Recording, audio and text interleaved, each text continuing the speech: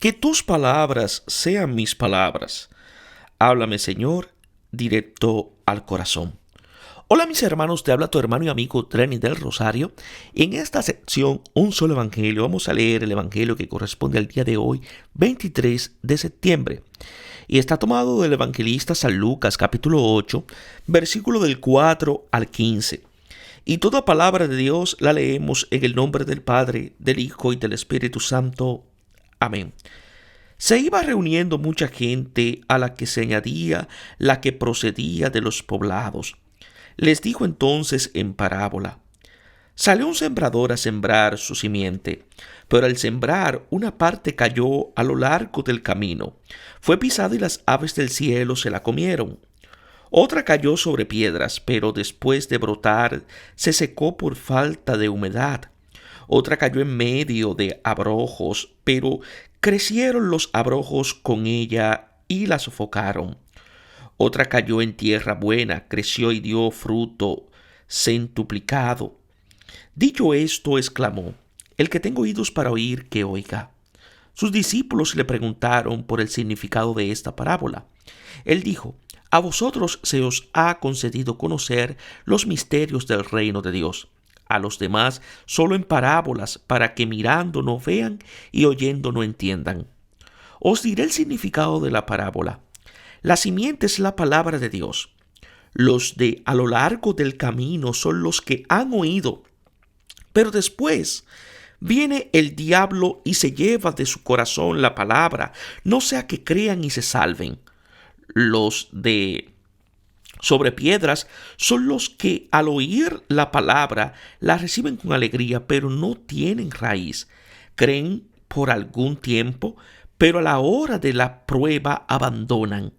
Lo que cayó entre los abrojos son los que han oído, pero las preocupaciones, las riquezas y los placeres de la vida les van sofocando y no llegan a su madurez.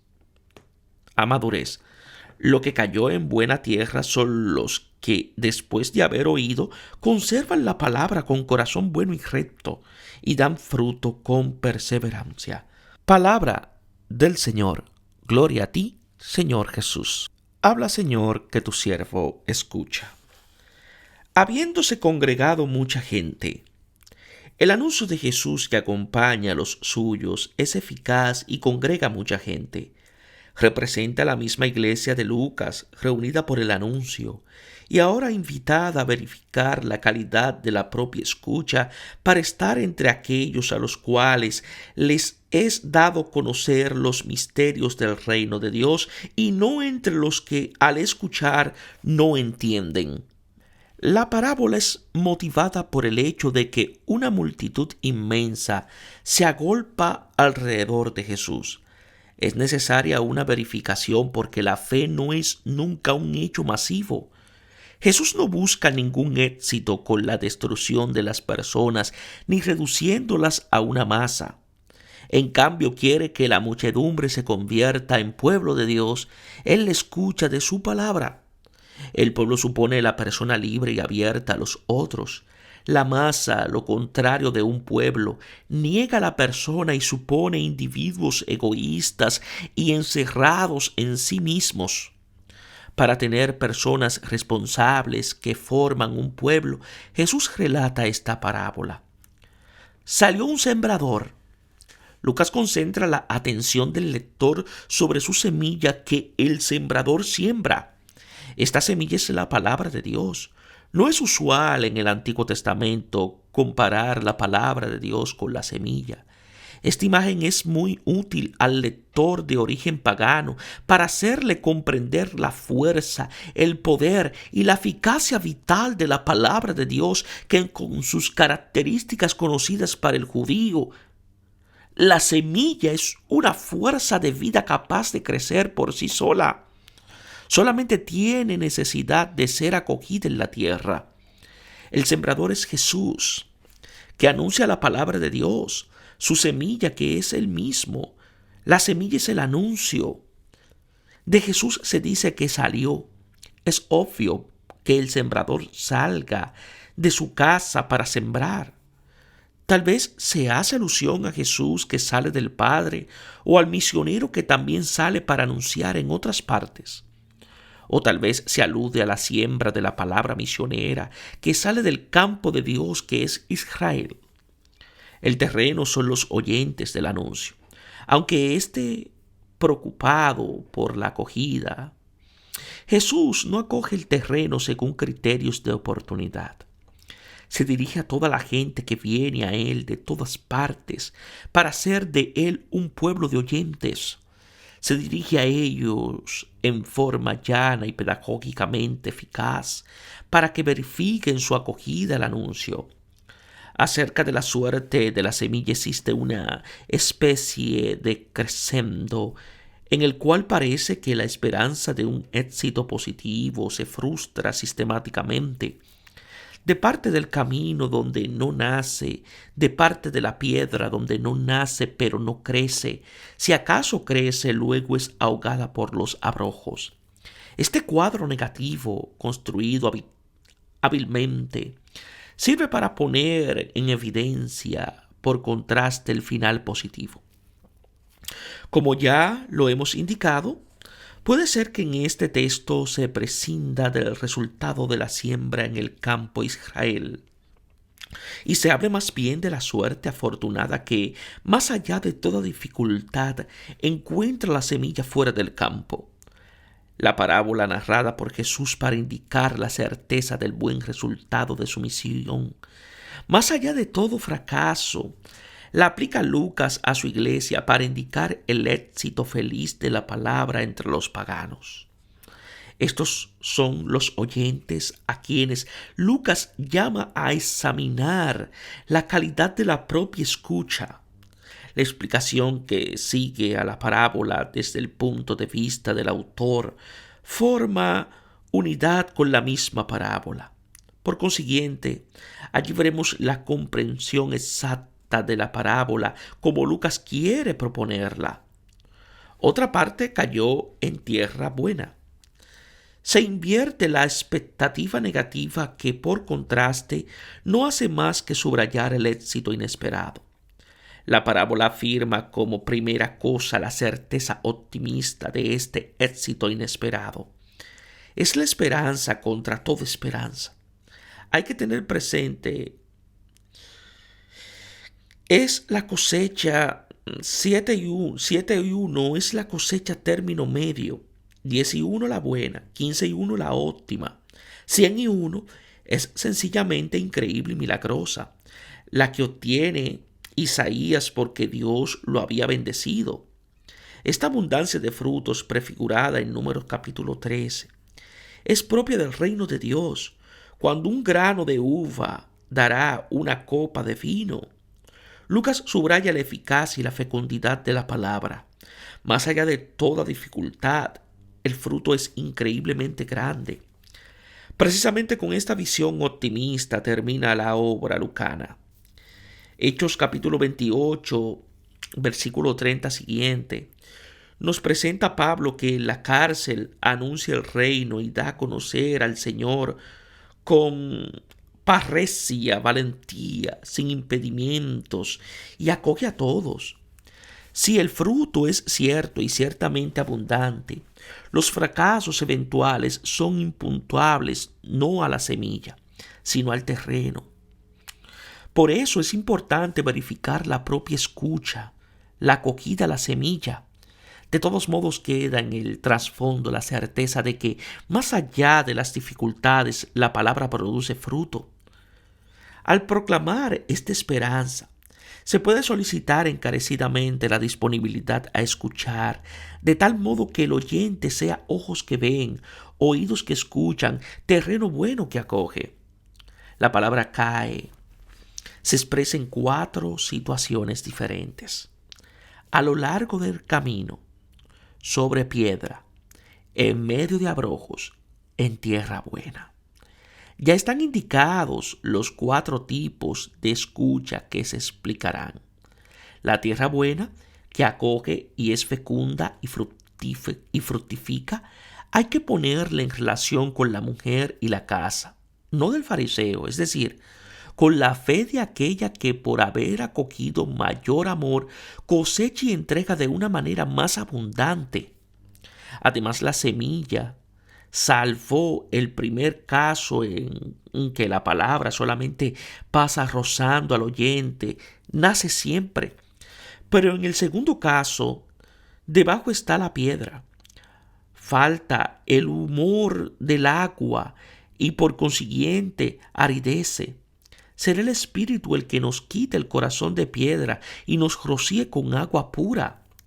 Además, Dios sabe transformar las piedras en fuentes de agua y suscitar hijos de Abraham incluso de las piedras.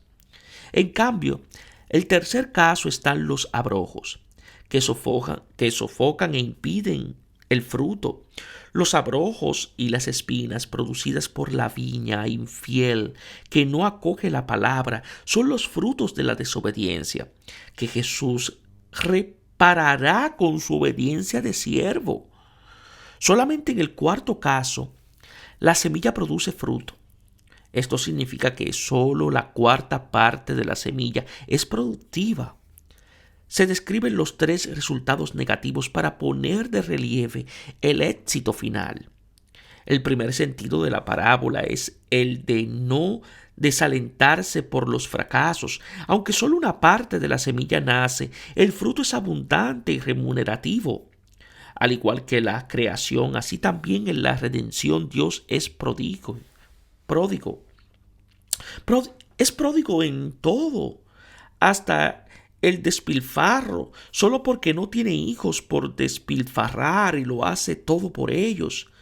El resultado del que habla Lucas no es el final, cuando la mies se recoge en los graneros del cielo, sino el histórico aquí y ahora de la acogida fructífera de la palabra.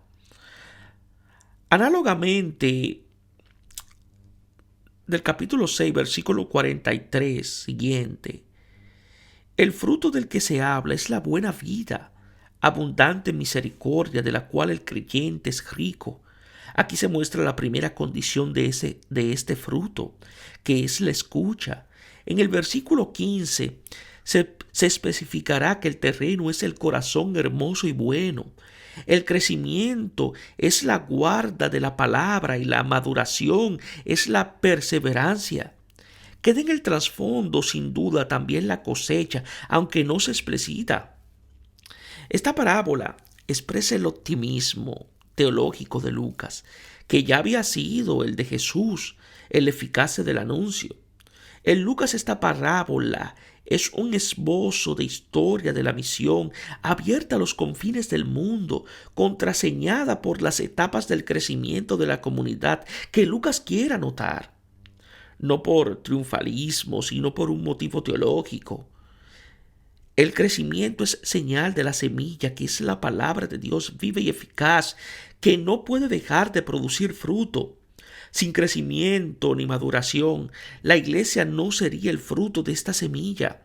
Por eso la iglesia es necesariamente misionera y donde quiera es anunciado el reino.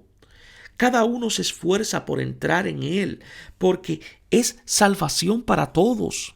Si el primer sentido de la parábola es esta promesa de esperanza, Lucas, sobre todo en la explicación, subraya un segundo aspecto que, sin embargo, no es secundario: la necesidad de convertirse para acoger la palabra. Es necesario ser terreno bueno para producir fruto.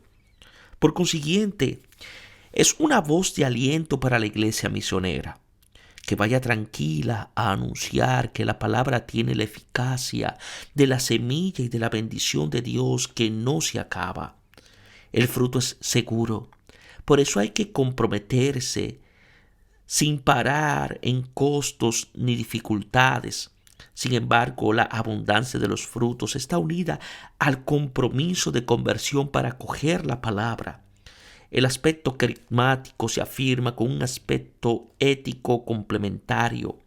De lo contrario, el primero quedaría estéril y eliminaría la responsabilidad, mientras el segundo se convertiría en moralismo desesperante. Dicho esto, Jesús gritó: Comenzó y aún no ha dejado de gritar la invitación a escuchar, de tal modo que se comprenda. Y su grito de entonces llega hasta nosotros. Le interesa que sus oyentes no tengan una escucha marginal, camino superficial de piedra, ni ahogada por mil asuntos abrojos. Jesús grita pocas veces. En este capítulo gritará la orden para despertar a la hija de Jairo, que había muerto. Más adelante gritará en la cruz su confianza al Padre más allá de la muerte. Se grita para superar un ensordecimiento producido por otras voces. El grito de Jesús está siempre en relación con momentos decisivos, en los cuales es cuestión de vida o de muerte. La escucha de la palabra entregada a la gente es cuestión de vida y de muerte. Le preguntaban sus discípulos. Los discípulos preguntan. Es importante porque sin pregunta no hay respuesta. Y es importante preguntar de una manera correcta. La pregunta contiene ya previamente la respuesta que necesariamente responde a esa pregunta. El sentido de la parábola es precisamente el de suscitar la pregunta deseada. Ella, al mostrar sin hacer ver y al decir sin hacer comprender, es especialmente adecuada a abrir al deseo de ver y de escuchar. Solo al que pregunta y escucha debidamente la respuesta se le concede el conocimiento. El paso de ser muchedumbre a ser discípulo de los otros al ustedes del versículo 10 es fruto de esta pregunta. Discípulo es el que al responder a la pregunta interroga e interpela en un diálogo siempre abierto. Respóndeme y te responderé. El preguntar es la verdadera respuesta del hombre que se siente interrogado y no sabe qué responder, sino declarando la propia capacidad de escuchar la revelación. Este círculo escucha, pregunta, escucha de la palabra constituye al discípulo que sigue siendo oyente, interrogado e interrogante de la palabra. Y él dijo, Jesús, antes de responder a la pregunta de los discípulos, dice el motivo por el cual habla en parábolas. Ante todo hace una distinción entre un ustedes eclesial y los otros que no comprenden. Se subraya la necesidad de entrar en esta dimensión interna comunitaria para comprender lo que se mira y se escucha. La parábola tiene la función de estimular al oyente para esto, respetando su libertad. Estos ustedes son los de los versículos 2, 3, 8, 15 y 21. Están con Jesús. Son un buen terreno porque escuchan con un corazón hermoso y bueno. Guardan la palabra y lo hacen fructificar en la perseverancia. Escuchan y ponen en práctica su palabra, es decir, son un verdadero y son una verdadera familia. A estos ustedes Dios les concede conocer los misterios del reino de Dios. Lucas no declara aquí cuáles son estos misterios. Los conoce solamente el que interroga a Jesús y entra en diálogo con su palabra. Los discípulos tienen como don una gnosis que los otros no tienen. Estos otros ven el vitral como desde fuera. Deben entrar y formar parte de ustedes para verlo. La clave para entrar en este conocimiento había sido secuestrada por los escribas, los cuales sin entrar impedían el acceso. Jesús ya ha introducido allí a sus discípulos. Los otros, precisamente porque no miran sin ver y escuchan sin comprender, son estimulados a entrar para comprender y ver. Las parábolas de Lucas no tienen en Marcos la función de mantener cerrada la verdad al que no la quiere. En cambio, cumplen la función de un anuncio inicial que abre hacia la verdad, despertando el deseo de interrogar. La parábola en sí no es transparente. Representa un enigma, una adivinanza que mueve al hombre y lo coloca en la perspectiva de una búsqueda. Lleva naturalmente a preguntar y a escuchar. Es el comienzo de la conversión. hasta cuando se llega a formar parte de ese ustedes al cual se le revelan los misterios. Si Marcos capítulo 4, versículo 11 siguiente, con las parábolas denuncia la ceguera de los oyentes para llevarlos a la conversión, Lucas con las mismas parábolas quiere curar esa ceguera con la misma intención. Es en la perspectiva de Lucas, la parábola puede entender como una primera luz en la noche. Es un anuncio misionero que invita al peregrino a entrar en la casa donde la luz es plena. La parábola quiere decir esto. La explicación omite al sembrador y la siembra. Concentra la atención sobre su semilla del versículo 5, que es la palabra de Dios.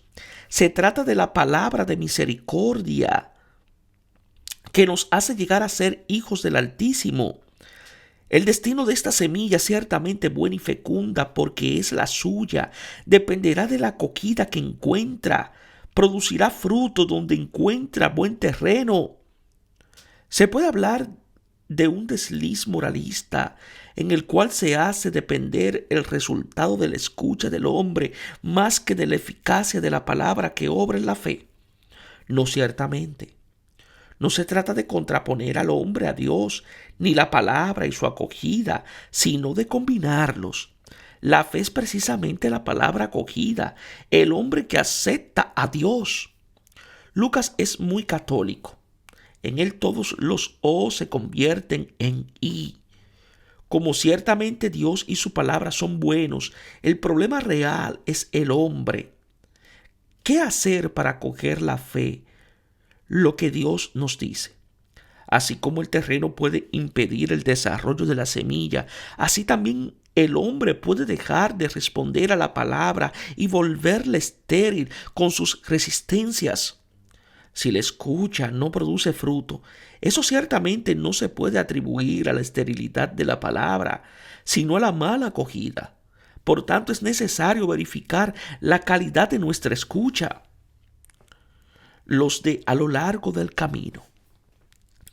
Es interesante anotar que la semilla ahora no se hace coincidir ya con la palabra, sino con la misma persona y el modo como la coge. Casi pasa a sugerir que la verdad de una persona es su grado de acogida de la palabra.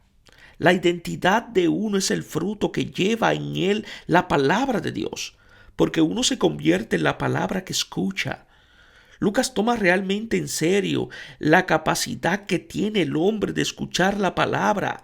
Es un don que Dios ofrece a todo el que oiga el anuncio.